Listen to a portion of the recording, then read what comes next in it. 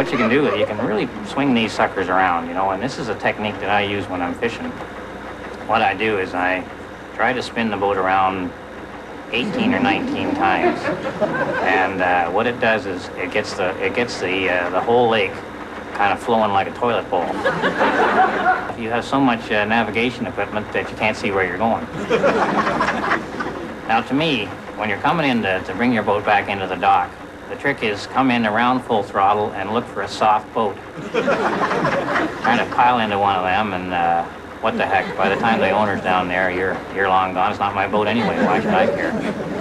So there's that crucial moment of decision when you're sort of a certain distance from the dock and you've got to actually make contact and hold on. Now, right about here, I went up, I think it was around 4 inches in height.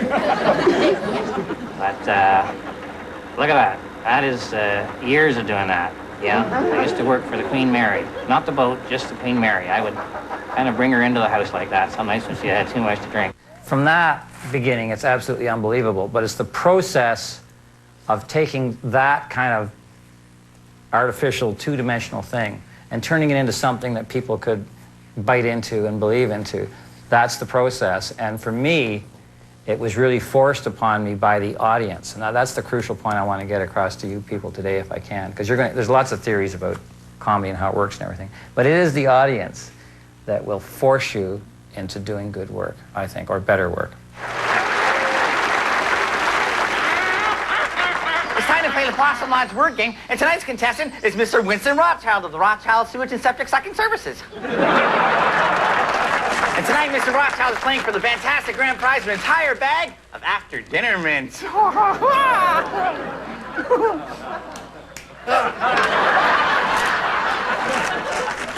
An entire bag of mothballs.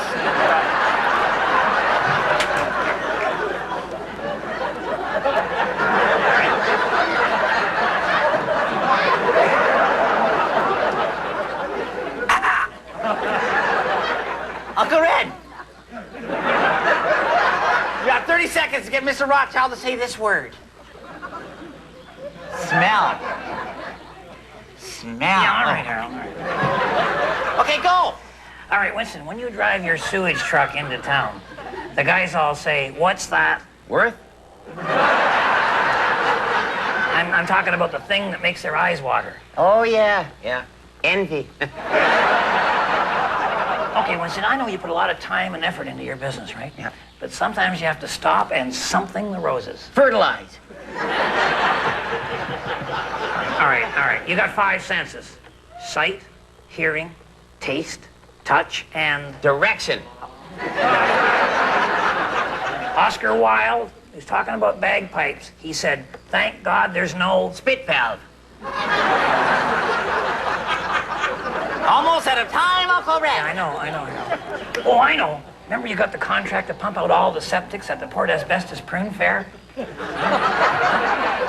What did you call that? The sweet smell of success. There we go. You describe your show as not being a sitcom. What exactly is it? How would you describe it? It's a themed sketch show.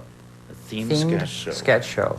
So it's a bunch of little vignettes strung together, but no one ever plays more than one character, and there's some kind of a ongoing theme through the show. I noticed that over the years you started developing these nice little bits, little niches of comedy. My favorite one being the word game. Where did there was a very nice evolution in the development of the program. Where did some of that come from? Usually somebody will make a suggestion of doing something like that, and I have this cliche thing. I just hate cliches, so they'll write up, their version of Jeopardy or something. And so I would change it around to being a word game, which to me, on the surface, is a game, but in fact, and that wasn't a very good example in that particular episode, but most of them show the person's character in such a condensed, compressed way with a one-word answer. We got one guy who's, we've got him out of prison, and he's had kind of a rough life, and we're trying to get him to say the word father. And, the clue was the man who sleeps with your mother. And he said, "Can you be more specific?" Like, that to me, to be able to give the essence of it. We'll be back with comedy writer-producer Steve Smith.